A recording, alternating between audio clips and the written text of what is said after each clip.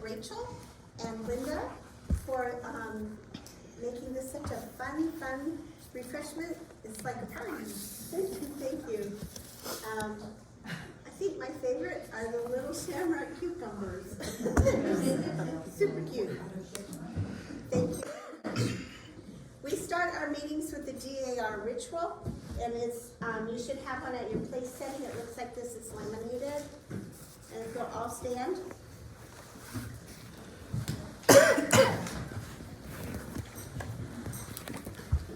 For those of you that are new or haven't been here before, you just follow along with it. I have asked Becky Devaney, her very first meeting, if she would listen the Pledge of Allegiance, Heather Stiefel with the Americans Creed, Barbie McKinney, the preamble to the Constitution, and if Deborah can quit coughing, will lead us in the singing of the national anthem. And we'll begin.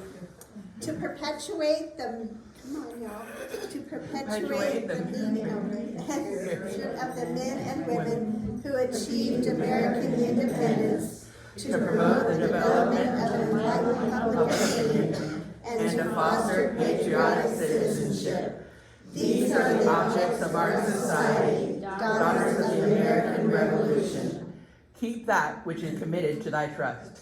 Yea, I have a goodly heritage. Thou shalt remember all the way which thy God led thee. Blessed is the nation whose God is the Lord. Our Heavenly Father, we thank thee for thy guidance and for thy abiding presence in the life of our country.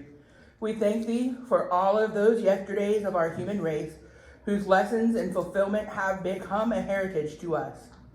Continue, we pray, thy blessings upon this nation, that all who are parts of it may learn true nobility of manhood and womanhood. Grant us growth in understanding and increasing devotion to righteousness. In thy name we pray. Amen.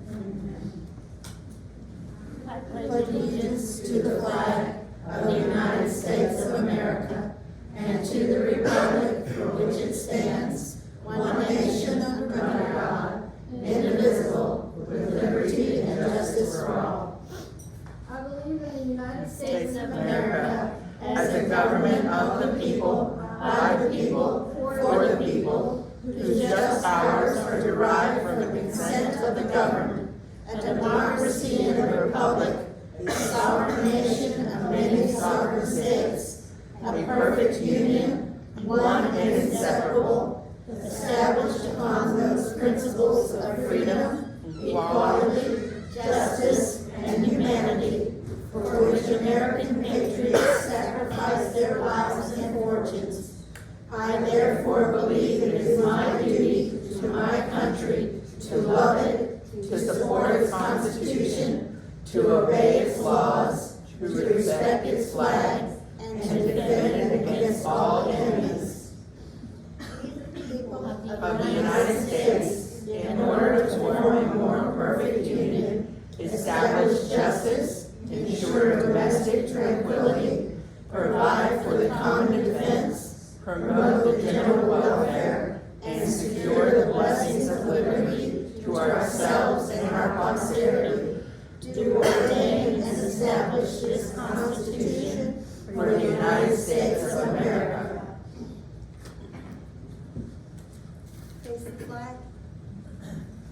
Oh, say, can you see by the dawn's early light what so proudly we hailed at the twilight's last gleaming, whose broad stripes and bright stars through the perilous fight o'er the ramparts we watched were so gallantly streaming, and the rocket's red glare, the bombs bursting in air, gave proof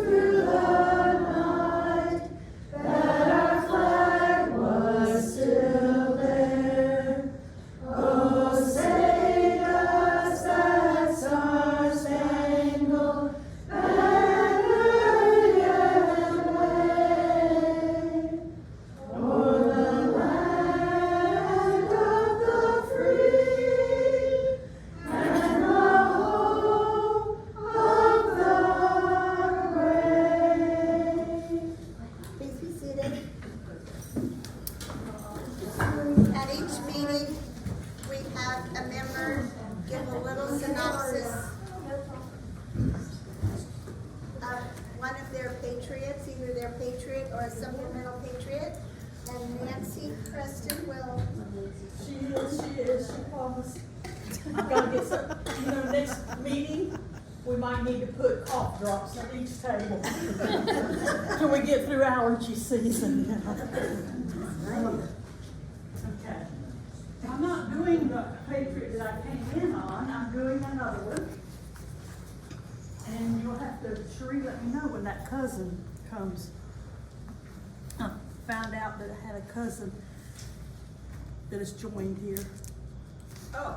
You know that That's a one. surprise later on. Okay. Cousin is here.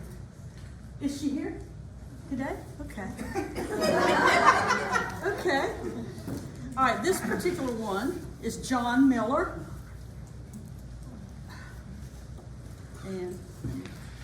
And I'll just pass this around. This is John Miller and Barbara Mossey's home in Monroe County, West Virginia now. And this was, he's my fourth great grandfather. He was born in 1733 at Faulkner Swamp in Virginia, and he died May the 23rd, 1826, Monroe County, West Virginia. He was married in Shenandoah, Virginia. So Linda and I'll just pass that around. Y'all can see his home that's still. So John was born to John and Margaret Miller from Hesse, Germany, in Faulkner Swamp, north of Philadelphia. He was christened in the Tuplahocken Lutheran Church in Berks County on November the 23rd, 1733. His family moved to Linville Creek in the Shenandoah Valley about 1750. Nearly the same time, the Lincolns and the Boones also moved there from Berks County. John then married Barbara Mossey of Fauquier County about 1765. They moved their family to Indian Creek near Greenville in what was then Botetourt County, Virginia. Somebody who knows how to say that. Botetourt. Okay. Probably after his father Jacob died in 1772, and maybe with Valentine Cook of Linville Creek in 1773. John helped build Cook's Fort, which is a quarter-mile west of Greenville, where some of the 10 children were born. The fort was used to muster, say that again for me, okay, got it, okay. Court militia for the Port Pleasant Battle in 1774, and a refuge from the Indians wherever they were attacked, whenever. The farm grew to 983 acres in what became Monroe County in 1799, and their Miller Pence Farm and the Miller Halstead Cemetery were added to the National Register of Historic Places in 2006. Orrin Frederick Morton's 1916 book, A History of Monroe County, says John once thought he could see a plumed head from a distance as he heard a turkey gobbling noise. Thinking an Indian, this was what he was at that farm that I'm passing around. Thinking an Indian was trying to lure him from the house, he went out the back door with his rifle, took a circuit of nearly a mile, and came up behind the still gobbling Indian and shot and scalped him. My ancestors were not. You know, Morton also said Panther Hollow on Indian Creek was named when John heard a piece of bark fall from a tree and looked up to see a panther ready to spring. So he quickly fired and killed it. So in 1777, John served in the Revolutionary War with Captain John Preston and the Montgomery County Militia. This is the DAR number, which was his birth date in 1735, and in 1780 he also served as Greenbrier County juror, where it was formed in 1777, and John was buried as just J.M. You know, can you believe this? You're trying to do genealogy and they put J.M. on a tombstone. I have something to say to him when I meet him someday. So he's buried at J.M. in the Miller Halstead Cemetery where he died, when he died in 1826 at the age of 93.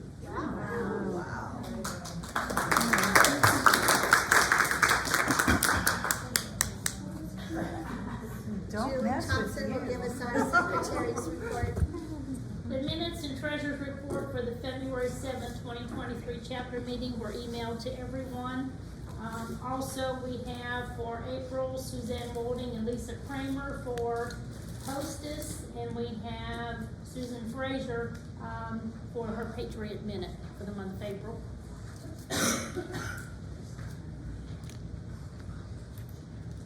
And treasurer's report, Carol. We started out, or we ended up last month with $1,175.45. We got money in for some t-shirts, $33.50. We wrote a check to Cherie for postage, which she's been long overdue being paid.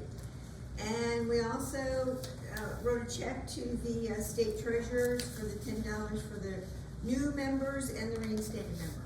So we ended up with $1,048.95. I do have some t-shirts here and still, and some of them have not been paid for yet. So if you have a t-shirt, come see me. If you owe money, bring it with you. That's about it. There's a box over there for scholarship money. If anybody wants to put $1, $10, $50, $1,000, we'll take it. Thank you. Sherry? Sure what? Oh, me? Sure what? We have got, currently on the national books, we are at 51 members. 3 of those, though, have not paid their dues. They just haven't dropped them off yet. And we've got one application at national that we're working on. We ran into some issues with. But other than that, I don't have anybody else in national right now. So that means y'all give me a break. Supplementals. Huh? What about my supplementals? Supplementals are all over the place. You want me to go ahead and do that, or you gonna do your new thing later on? We'll do our new members in a minute, but Carol White did have a supplemental come through finally. Finally! Yes. Jonathan Lee served as a private in the 26th Regiment, Massachusetts Militia, commanded by Colonel John Patterson. Cool, thank you. You got that. And then Nancy made a comment. It's ironic that Nancy knows she has a cousin in here, but the cousin don't know that Nancy's her cousin. And they just so happen to be sitting right beside each other. Nancy, Kathleen, y'all are 5th cousins. Nancy's line, Kathleen's line comes through the son John Comer. Nancy's line comes through the daughter Elizabeth Comer. Wow. So that's where your connection is. And Catherine, when we initiated her in, her number had not come through yet, but this is your official paperwork with a name. And on top of that, you ended up with a supplemental that fell into my lap, if you want to send it in. And if you get me your death certificates for your grandparents, Comer and Glisson, Arthur and Eugene Comer, you have another one. Oh, wow. So sometimes supplementals fall into your laps. Sometimes you have to pull teeth to get them.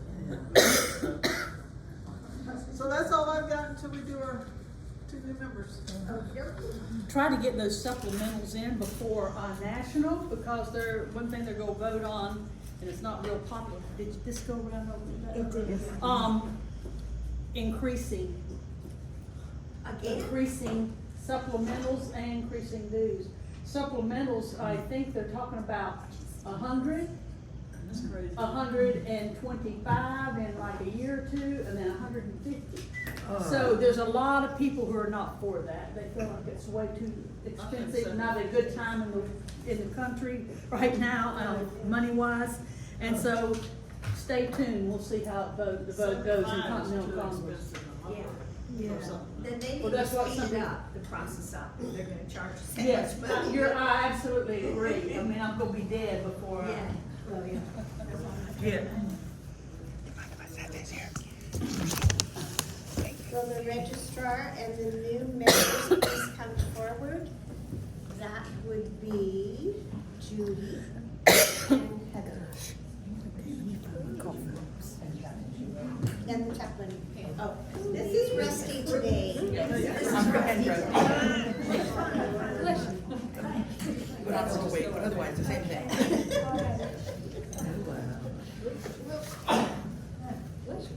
There's Judy. Right behind Judy, Judy. right there. Judy. Okay. This is Judy White, and this is Heather Stiefel, which means boot in German. We welcome you to our chapter. We're excited that you're here, and we have a little oath of membership and then we'll have something to give you.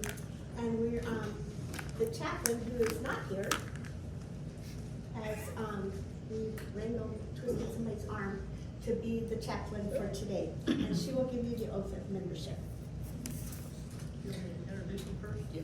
I did, oh. You don't Sure. need it. Let's wait till after. Okay.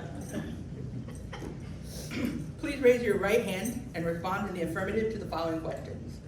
Do you promise faithful loyalty to the bylaws of the National Society Daughters of the American Revolution, the Florida State Society Daughters of the American Revolution, and William Bartram Chapter, God being your helper? Yes.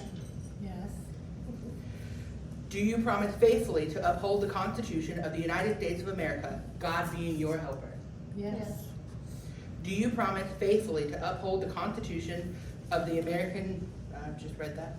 Do you promise that at all times you will promote the objectives of the National Society to the best of your ability, God being your helper? Yes. May we pray. Our Heavenly Father, we lift our hearts in prayer, grateful for the blessings of liberty and for the privilege of membership in the National Society Daughters of the American Revolution. We thank Thee for these new members who are willing to give their time, thought, and talent in service to the National Society. May their service be pleasing to them and to Thee. Amen. So, now you're official. Would you like to pin Heather? Sure, I want to. Say something. Somebody send me a picture of this. She's her mother. Judy Lane, or Elaine? She would like to- Mary Ann. Or Mary Ann, either Come up one. here and pin. Come up and pin her. Come pin her. Okay. Don't stammer, just pin. Do I need my glasses for this? Just get put it on her clothes. We started with a new pen because it had published old. She gonna change it. Yes, that's true. Somebody's special. And here we have a little bag for you. There's your handbook with all the information and everyone to know about DAR. There's some other little goodies floating around, and there's a bell that has some significance. Would somebody like to tell them what the bell's all about? September 17th. For a bell to September cross. 17th is Constitution Day, and that's our big thing that we do. Oh, yeah. Here you go. Thank you. Welcome to the chapter. My purpose. Good to have you.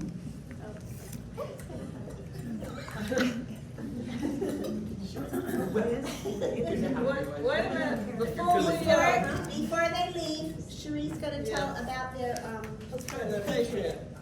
So Heather's Patriot, for those that were around when Sister Dawn might remember this, but I doubt it.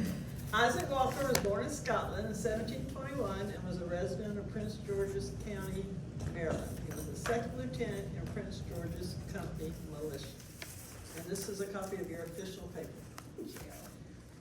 Now Judy is what was so interesting about Judy when she called me over to her house, because she's another Crescent Cityan.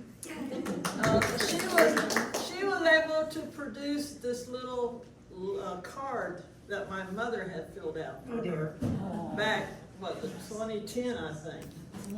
But, you know, over 12, my mom's been gone for 12 years.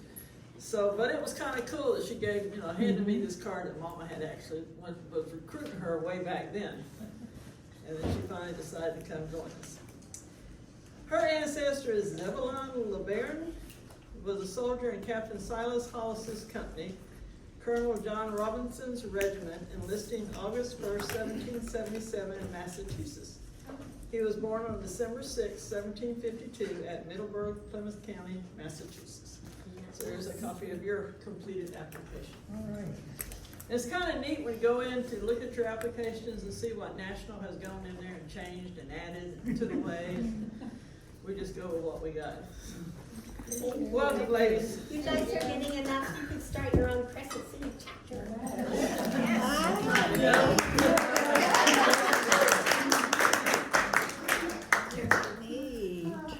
For the state of Florida, they've just had their spring conference, and Nancy Preston was our delegate, and I've asked her if she would like to just say a few words about what happened at spring conference. You don't really get a picture of DAR until you go to the conference. And then you're amazed, especially if you go to like Regents Night, trying to get involved. Regents Night is when they show the picture of the region and everything they did, and then each region comes up and gives about a 3-minute speech. You're amazed at what's going on in the state with the different things they've done. Our state region, our President General is the head honcho of the whole country, whose office is in Washington, D.C., and the DAR building is in D.C. It's Pamela Wright. I first knew about Pamela way before I knew anything about DAR, or knew of DAR. Pamela had like a jewelry store online, and I bought something from her years ago. And so now she's our President General. And each chapter does what they call a page basket, because you have your different pages that will help serve the different officers and the board and do different things.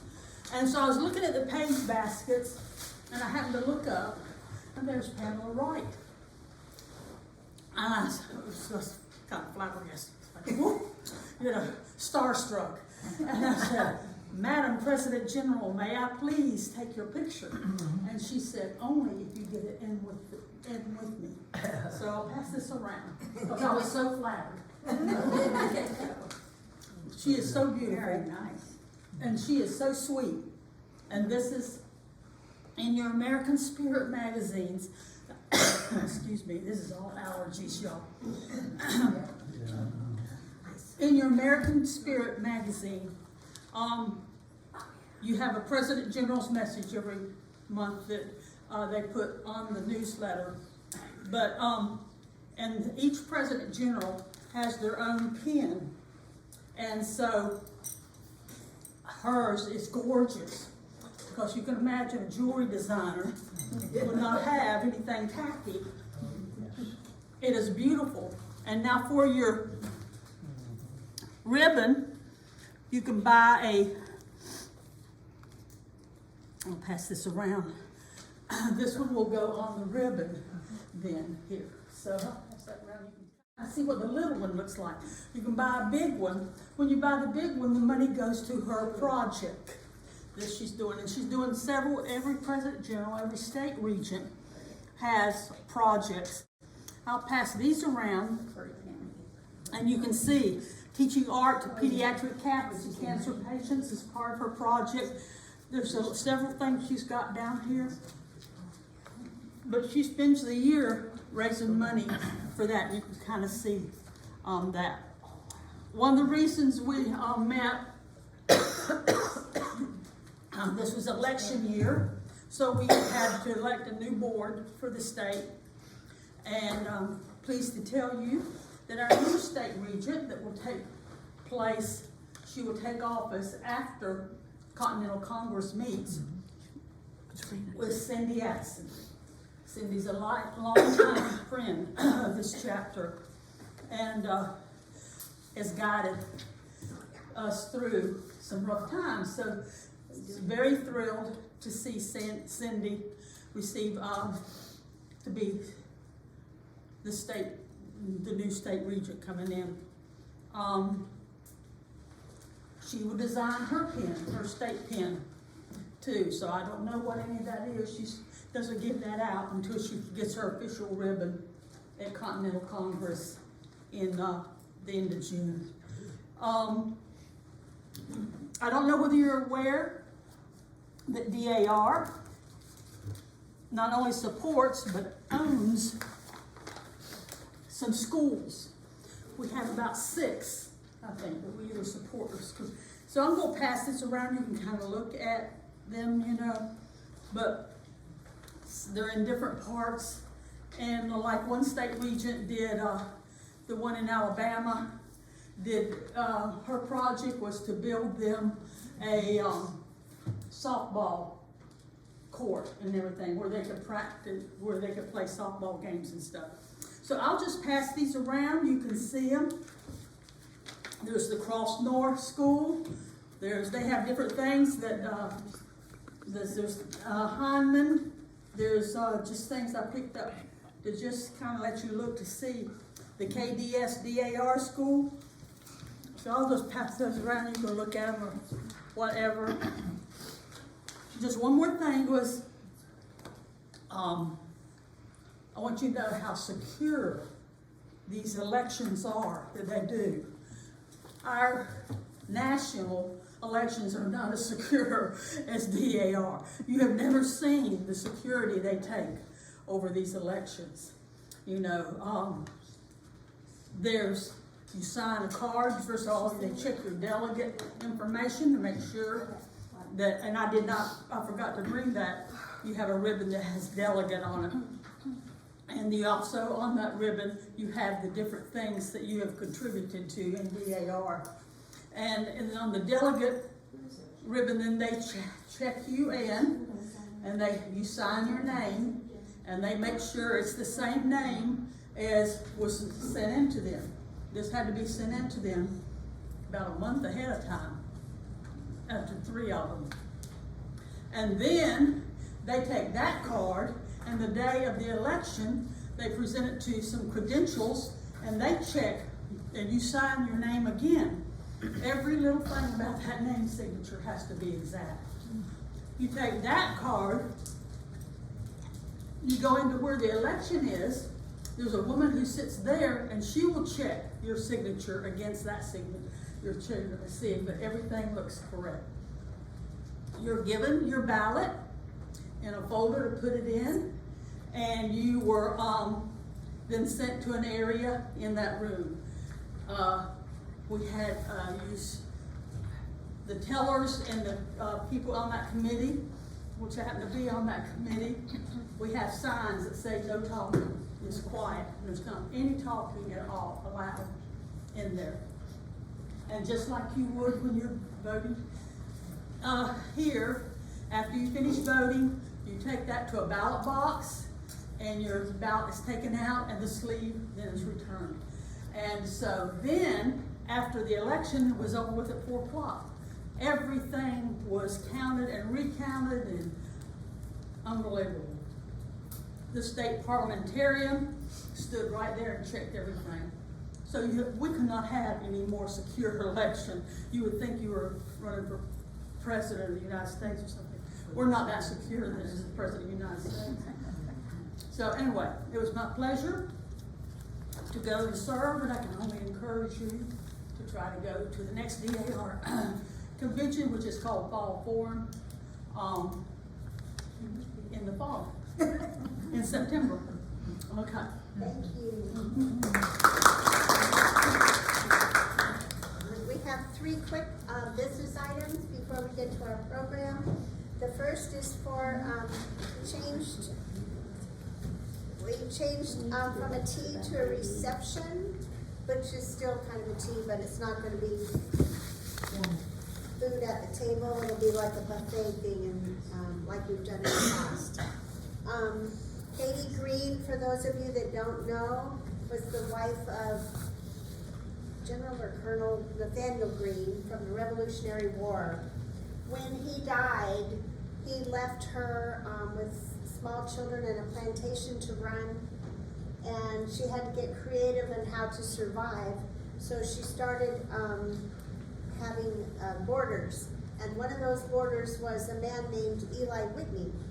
And she was very intelligent and spoke with him a lot, and she actually was instrumental in helping him refine his plans for the cotton gin. This is Katie Green, is done by Diane, a long name in between, Jacoby.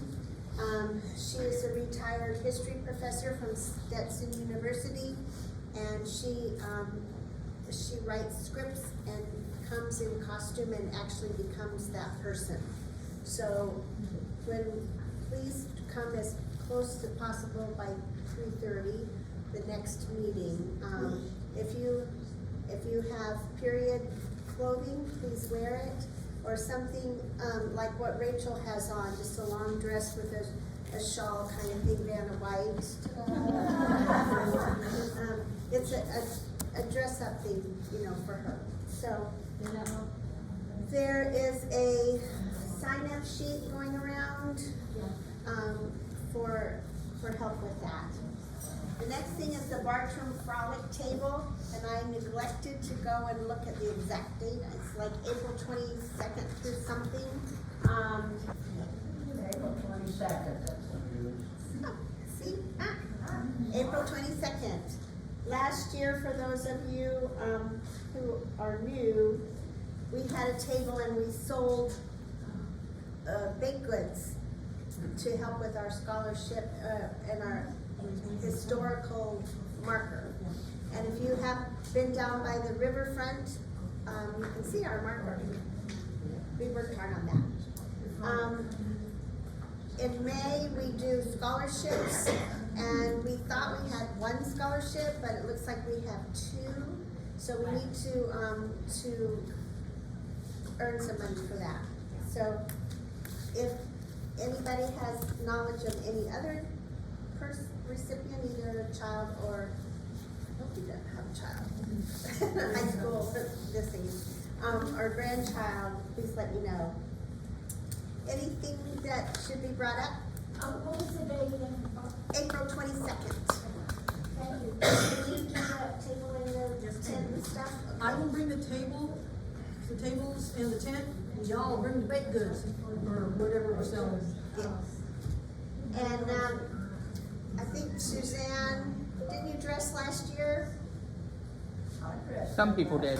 Yes, yeah.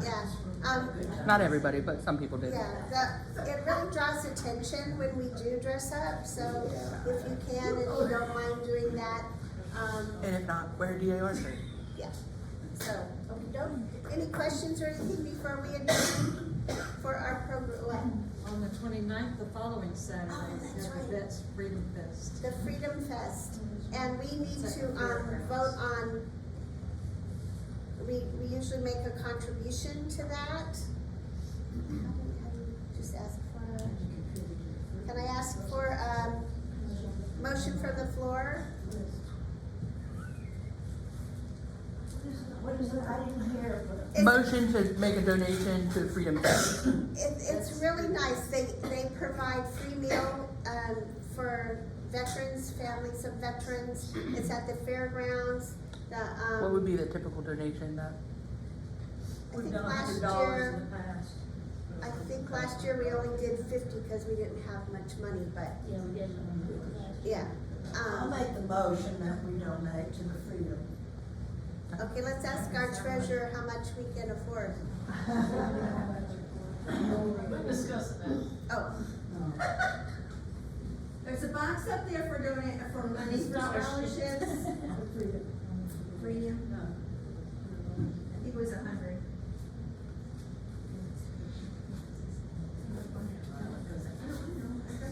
I think it was, we wanted to donate $100 last year. Last year we didn't have it yet. So Sharon, what's the dollar amount you're motioning? We're still figuring what it, we're looking.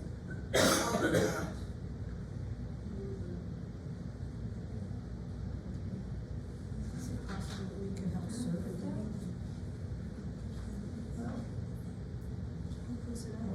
Christmas and what about those 75? Huh? Who serves in it?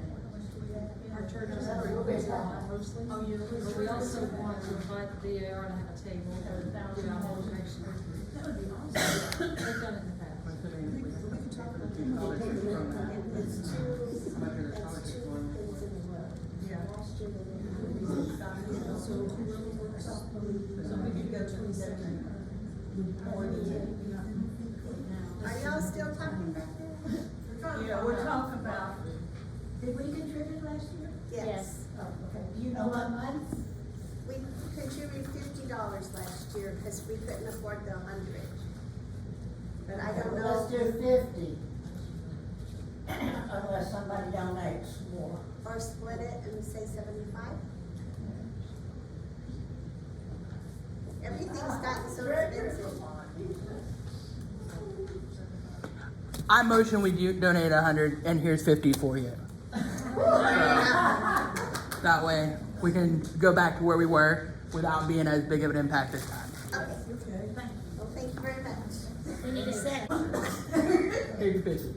I don't normally have cash, but I do today, so. I know where- Hurry before she changes their mind.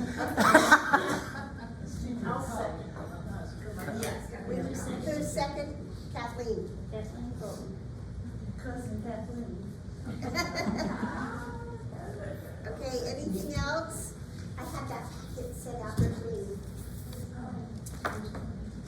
I'll bring it next month. Okay? All right, if not, then we will adjourn the business portion of the meeting. Turn the time over to Vice Regent Sally Baston, who will introduce our program person. I would like to introduce to you a friend of mine, Wayne Regal. He used to be a teacher here in Putnam County, and now he raises bees, among other things. He does a lot of stuff. He also grows mushrooms, all kinds of good stuff. But he's gonna talk to us today about bees and maybe how we can attract them to our yards, those of us who are not allergic to them. Well, I do want to thank you for inviting me here. And looking at the program that you did, I think all the governments should start out just like you did. I mean, I think it'd be a lot better for all of us. But anyway, Miss Sally, she, we go way back to a point, at least 5 years, you can say that, maybe plus. Our sons, they played soccer together at Palacta High School and so on, and so on. I know that you, the daughters of the American Revolution, so I need to begin with a couple things for you, and I get them all straightened out. Yeah, so I can begin about in 1622. The European colonists, they brought the honeybee to the Jamestown colony. Although I do have a friend who lives in Phoenix, Arizona, and she would tell you that it's different. But because there's some things on private land that a big company owns that nobody's allowed to see it. So, but anyway, 1622 is what's what we all know about Jamestown colony near the mouth of the James River. That's where the bees were established. And by the way, they were German bees. They were black bee, and they got displaced somehow. So to find, you might find some German ancestry to the German bee. The Native Indians, they called them the white man's fly. You know, apparently they got stung. When the Revolutionary War broke out, the honeybee they had about 133 years to take and go from Jamestown, you know, north, east, south. You know, they probably wouldn't go east because you run into the Atlantic Ocean.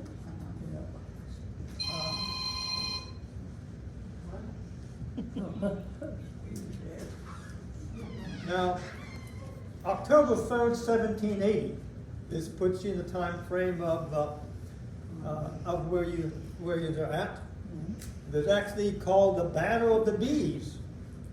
And this was at McKinnis Farm in Mecklenburg, North Carolina. So it's pretty close by. There's actually historic reproach, so it's kind of like accurate, you know, because it's like I listened to some of the information. You know, if all the dots and tittles are not crossed, you don't get in. You know, to a point where there's some other additional things you have to do. So the Loyalists, they were led by a Captain John Doyle, and he was traveling them down, and he ran into a place called Beatty'sford Road. And he had 60 wagons, and his job was to plunder the local farms so that the British could get the supplies. Okay? There was there was a local boy who saw them going on. He went down and he told the McKinney family about the Loyalists. Then they informed the Patriots. You know, they had the, you know, I guess, I'm not sure how they were informed, but apparently it was a good thing because they knew, that they were coming down. There was a Captain James Thompson. Now I believe the name Thompson is very familiar in Putnam County also. So, you know, somebody might be related to him. The Patriots hid on the farm, watching the Loyalists raid. You know, they were raiding the farm, getting what they wanted to do. Right? Then something unexpected happened. One of the Loyalists, they tipped over a hive. Now, the type of hive that they pretty well had probably looked something like this to a point, except it might have been made out of some material such as straw, pine, something else, you know, woven together and so on. And so when that got tipped over, bees, you know, this would be hollow. The bees did not like that. Yes. Go figure. So what happened is that, you know, they did what the bees did. They began stinging. And because of that confusion, then the Patriots decided it's our turn now. And during the attack, 8 of the Loyalists, they were killed, including the Captain Doyle. And they also had 12 other Loyalists wounded. Patriots, nobody. So that was one thing that happened. In this one, there's kind of like, did it happen? Did it not happen? But it makes a fantastic story. It might, you know, I would believe it did happen, and the reason because it is given credit to George Washington. Okay, 1780, a Philadelphia beekeeper named a woman, Charity Crabtree. She used a stick and she beat these two little skips. And they became angry now. And the redcoats, they were coming down. And if you're familiar with bees, They don't like red. You're right, absolutely. They don't like red. Okay. But anyway, they did not advance. Instead, they retreated. So, in fact, if you're familiar with bees, they give you some signals. You know, they might come up and there might be a little buzz. Okay, and you have to be able to understand the language. That buzz might mean, I'm just looking at you, or else it might be, it's time for you to move on because you're too close. Okay?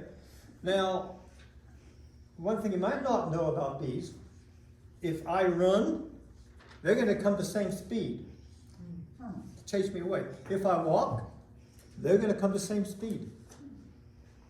You know, their intent is to have you go away to a certain distance, and then you're okay. But anyway, George Washington, he actually is actually credited, went down and saw the beekeeper, okay, Miss Charity.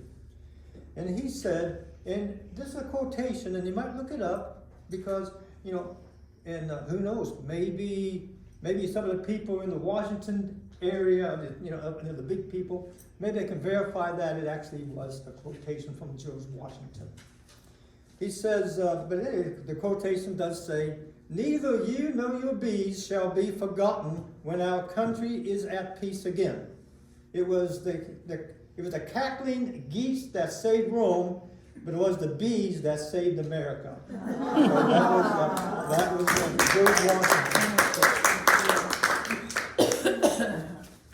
So my understanding is that you always like to have something to laugh about, right? Because, you know, otherwise, you know, you may not remember what I said.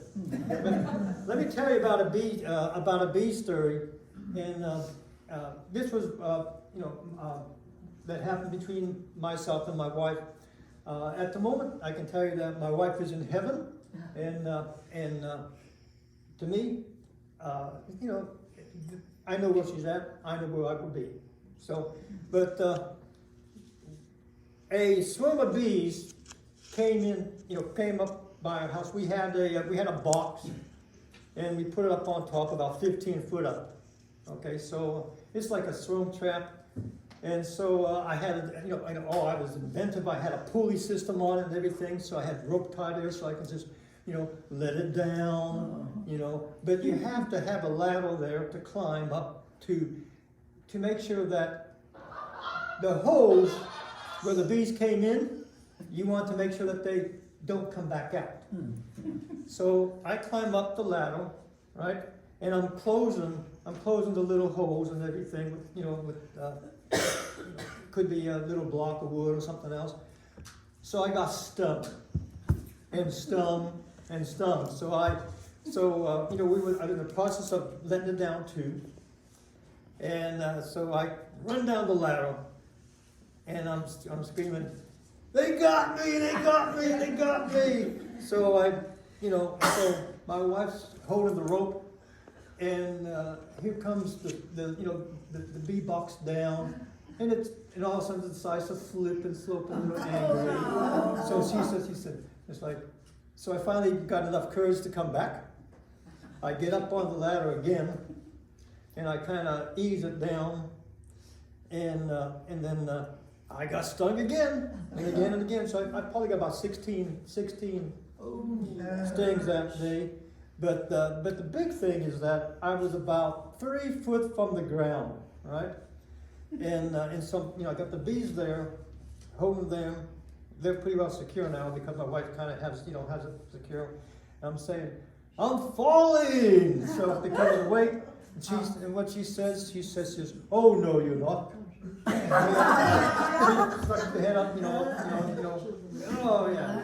So it didn't fall down again, but beekeeping is very interesting.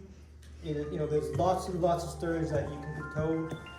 The one thing that people always expect from bees, okay, they expect that, which is honey, okay? And I'll pass this around. Actually, I designed the label. Actually, my wife, she says, I need to have a label. And probably after about 50 drawings, I finally got what she wanted. So, but anytime you buy honey, there's several things that you need to take into to ask. Okay, one, it has to have a label where they're going to sell it at. Okay, if it doesn't say my address on it, the state could probably say you can't sell that. Also, since I'm a cottage industry, I have to have a little thing that basically says, made in a cottage industry, this is not subject to Florida food and safety. Okay, so you have to have those things on it. You don't have to have the weight, but you have to have basically your address and so on. But I'm going to pass this around. You can see the drawing and everything else.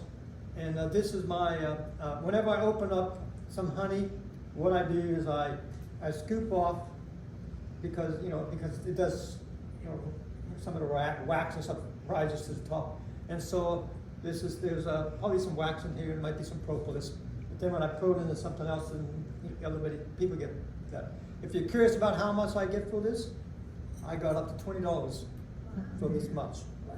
And, but to me, it's not about selling to make the honey. I give away more honey than I sell. I must give, I'm not sure. If I sell 50 pounds of honey, I might give away 100 pounds of honey to my friends and so on. But you're welcome to take a look at that. Are you passing a spoon around? Oh, no. No spoon. There's a spoon on the table.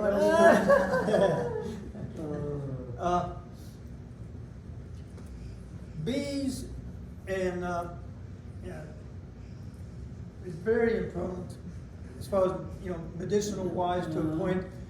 Used to be a long time ago that they would put honey plus pine and all kind of other things in there, and somebody could peddle it around and say this is what you need to have, So this is an extract from Baltimore, Ohio, but but I found it in Putnam County. So there's actually a bee on there, and it is called bee bran extract.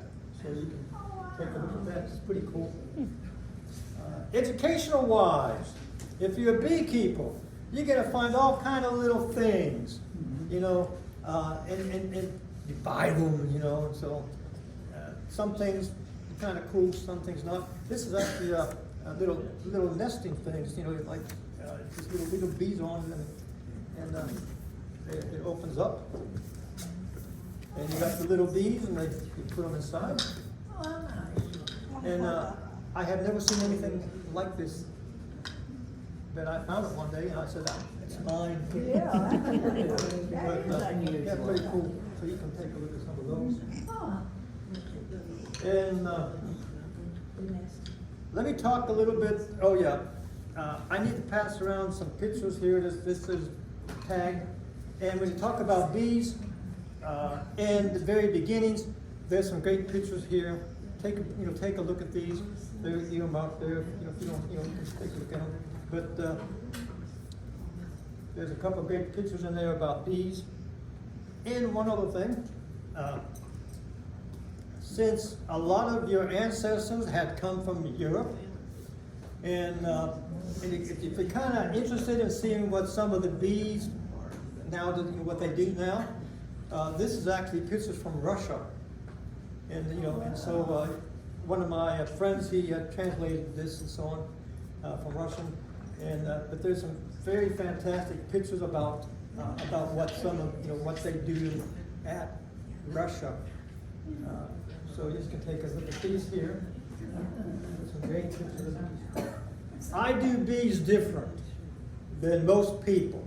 Okay, and a while back, probably 7-8 years ago, we used to go to, me and my wife went to Phoenix, Arizona, and there was a bee conference there, and it's called Small Cell Bee, okay? And if you talk to anybody from probably even a local beekeeper, they're gonna say, never heard of it. What is it? They're not even asking what it is. But Dee Lusby, which is a book here, she used to be a Kenosha person in Phoenix. She actually had bees on the White House ground. So she's well known in the beekeeping industry. But she went and decided that they're going to do small cell bees. Small cell bee is, you take the bee and you want to reduce the size, okay?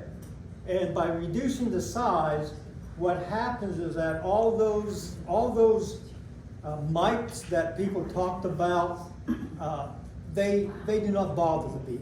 In fact, at one time, the mite was to actually help the bee. But what happened is, men decided that, let's make the bee bigger. So, because they figured, with a bigger bee, it could fly, carry more nectar, carry more pollen, and so on. But it's not true. What happens is that the bigger bee causes the mite to come and land on on the bee, and then it does the problem. It destroys some of the bee. As opposed to a small cell bee, what happens, because it's small, the mite will get on there and they'll just flick it off. So, education-wise, and I'm sure that you probably don't see these often. I wish we would see them in schools nowadays. We just don't see it. For example, be honest. Yeah. When's the last time you saw somebody in school and, hey, look, we're gonna practice honesty this week, and so on. You've got a sign with a B on it. Be honest. And then we have be careful. Be careful. And we always need this one. Be alert. Great things to do. And I enjoy this one. Be kind. Be kind. Oh, an elementary teacher would go. Oh, there it is. Yes. Be neat. And then be fair.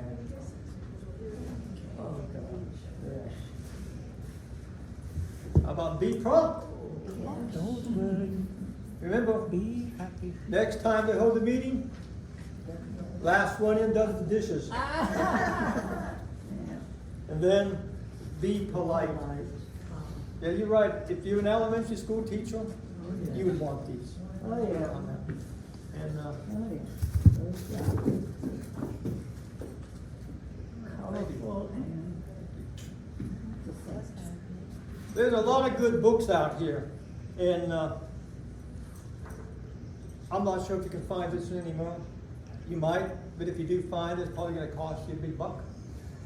This is American Honey Plants, and it gives a lot of information. Everything from all the states. You find out Florida here and see, for example, give you some information about Florida. May I ask you a question? Yes, you can. What's the difference between the German bee and what we know as a bumblebee?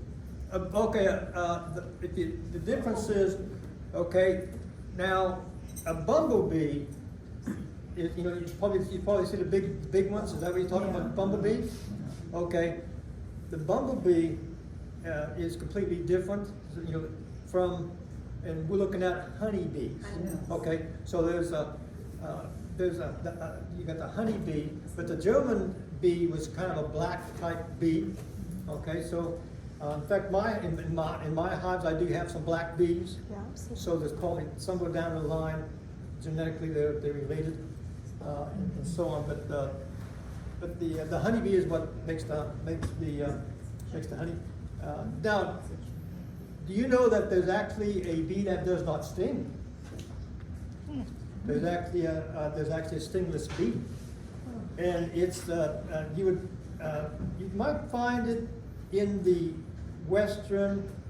far western of the United States, down towards Mexico, because that's where it originated. And, but they actually make their combs different. They make like a spiral, but they don't make a lot of honey. So that's why we don't see those. But I got Florida here. And some of the things that they talk about, which is interesting, is they will give you a plant, and for example, foxglove, so which is something.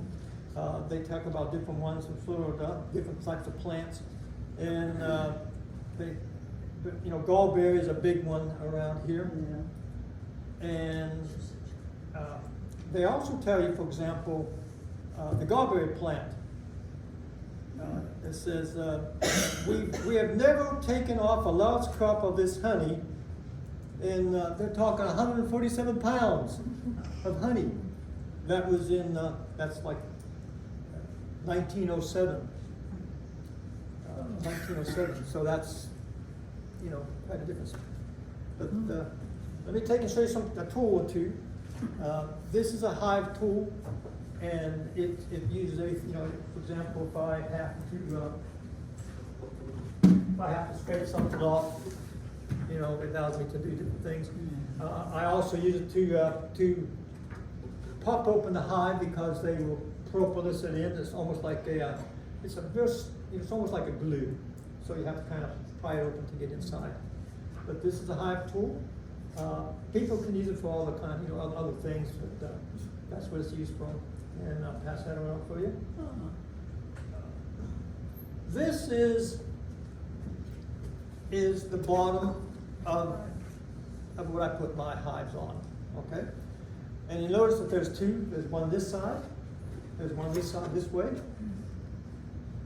I use this side, okay, because because I do small cell. A lot of people will just flip it over and do that side. But I put it on that side. And this goes on the bottom. And I'm not going to pass this one because it's heavy. Yeah. But this is made out of cypress. I like cypress as opposed to pine. Doesn't matter. A lot of people use pine. A lot of people use cypress. But this goes on the bottom. And then what happens is I have my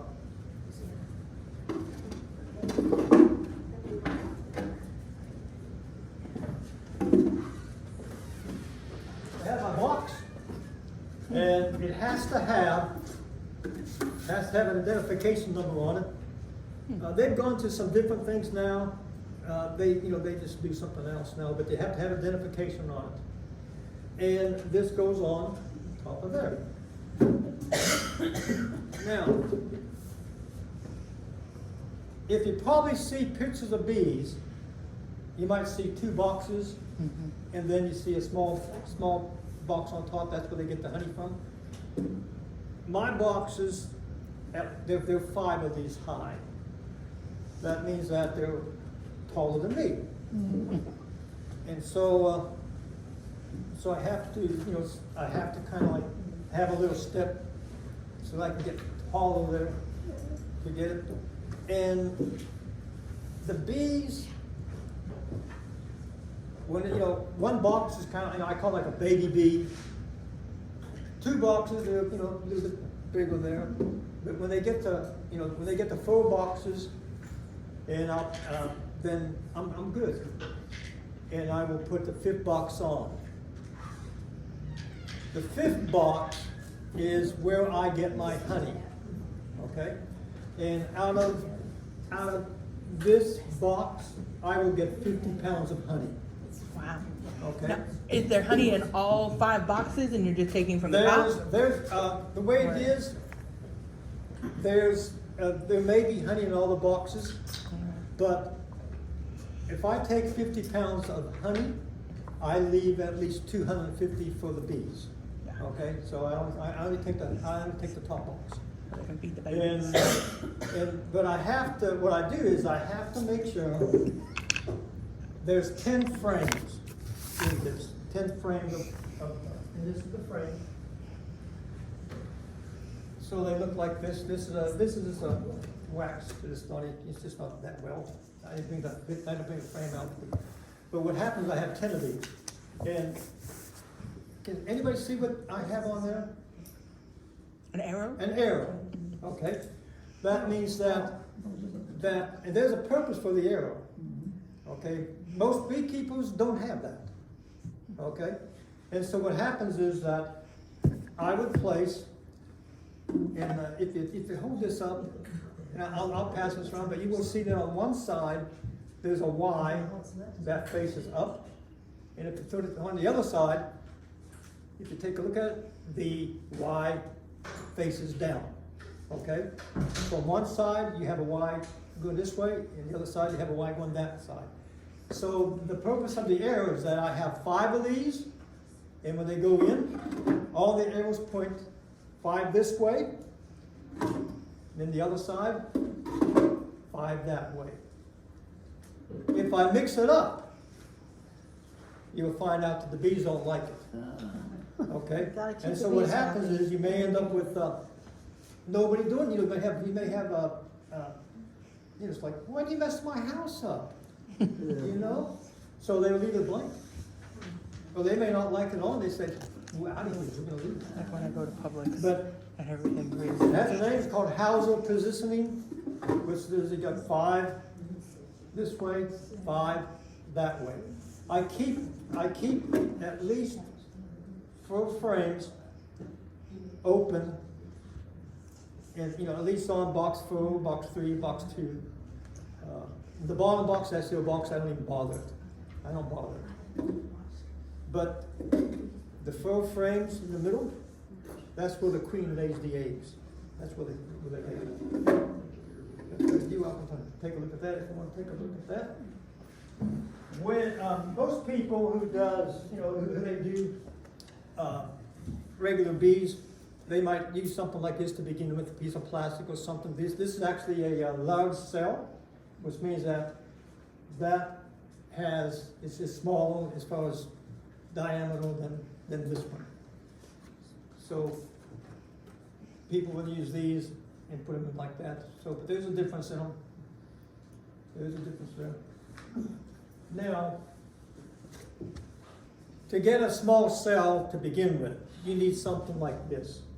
Okay, this is actually made out of some type of a food grade type plastic. And what I do is I would put this to begin with, at least 4 of those in the middle, and then hopefully the queen will say, "Hey, wait a minute. This isn't like the other ones. It's kind of snug in here now. I have to, do I like that or don't I like to lay there?" If the queen decides that she does not like to lay there, she said, "We got to leave this place." But if they do lay, if the queen lays, then you have small cell bees. They will end up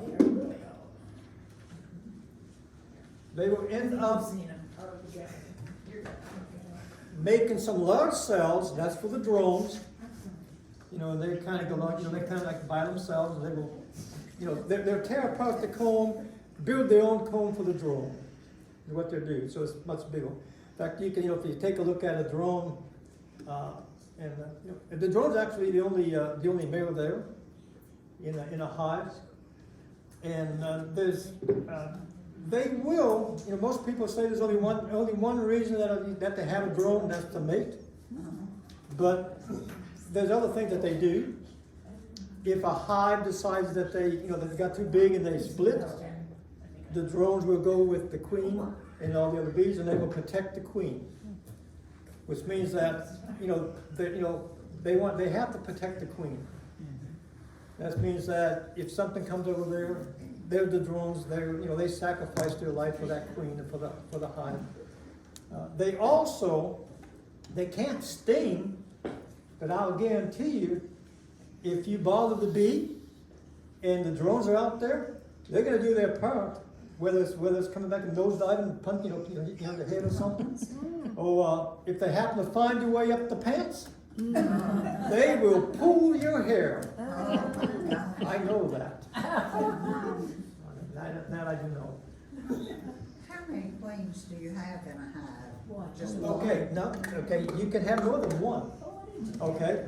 You can have a mother and a daughter, okay? But most cases, what happens is that, you do have one queen, and what happens is that if the hive is going to split because there's too many, and usually about the springtime, about now, is a good time, the queen will lay eggs, queen cells, okay? And so what happens is that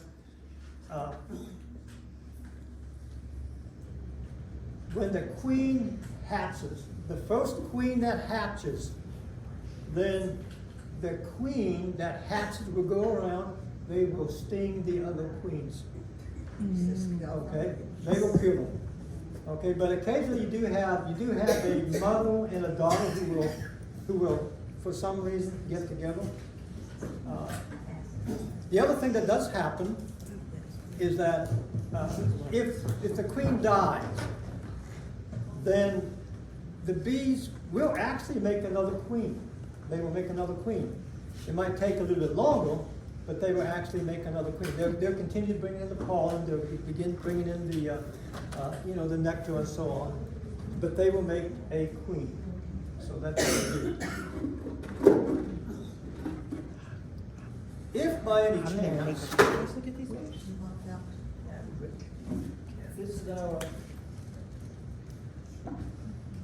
this is the smoker that people smoke with and so on, And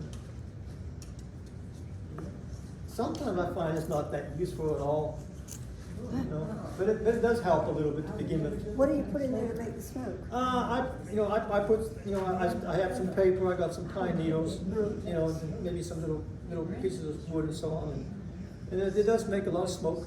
But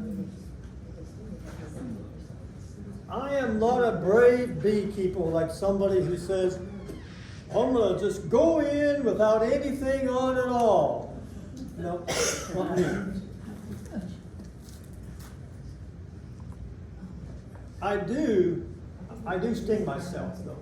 Okay, it's called apitherapy, which means that if I have arthritis, and if you're like me, you probably do, and so I'll go out and get a bee, and then I'll just this is happening today, so I'll just sting myself there, and so on, and it does help a lot.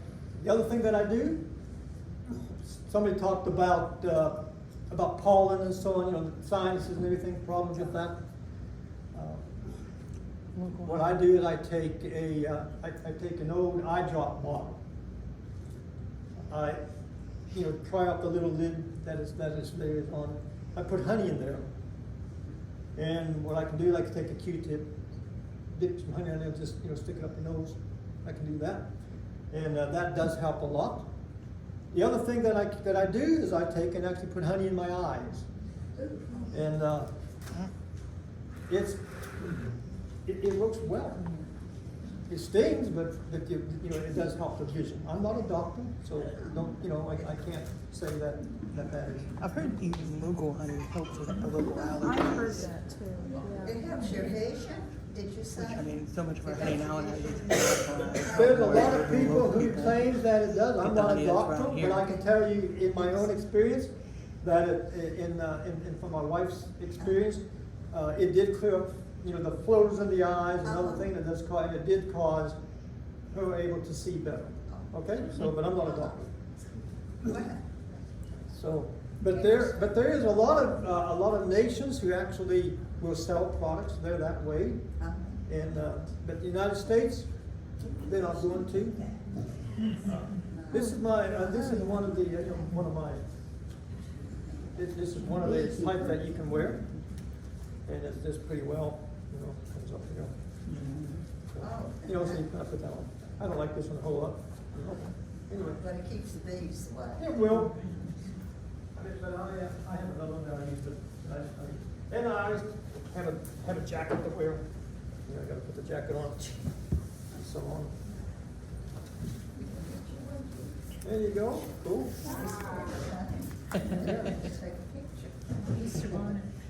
Yeah. It's the main thing that's special about the jacket that it connects to the hat. It doesn't have to connect, but sometimes you can buy them so that they, they do connect because it is a zipper. You don't need it. You don't need that. But what I would do is a suggestion is I would always put 2 pair of socks on and then take a rubber band, kind of wrap your pants around there, and that way they can't get up the pants. And always wear gloves. Always wear gloves. And if you happen, this goes on top of the box. And it's a little hole there that they come in. And be interesting to see, I place my bees on a cement block with another block on top. And so cement blocks are open, so you need to be careful because you never know what critter is going to hide there, such as a rattlesnake. And then this goes on top of that. Now, do you have trouble with the animals, raccoons and what have you, trying to get in the hives? Not really. No buyers? The biggest problem that I have is something happens to the bees. Maybe it might be too dry, not enough pollen, not enough nectar out there, the weather. And then usually what happens is that the numbers go down a little bit. But the numbers go down probably, I would say, they begin going down in July. Because we've done things. For example, how many people have a grass lawn? Congratulations, you have a desert for the bees. There's nothing there that the bees will love at all. I have weeds. You have weeds. Yeah. There's some good weeds. Okay, blue-eyed grass. That's a good weed. Bees will go to that. But if you have if you have a green grass like out here, all this pretty green grass, bees, they don't like it. Gotta do something for the bees. I'll plant green grass. But anyway, there's a lot of things out there that we can do for the bees. Thank you, Wayne, very much. It was very informative. He didn't tell you one story about how well bees remember, and they hold grudges. Yeah. He did something to upset one of his hives, and for like 2 months they stalked him. He couldn't get from his house to his car. They were at the windows and the doors waiting for him and watching him. Yeah. We moved the queen into another hive without knowing it.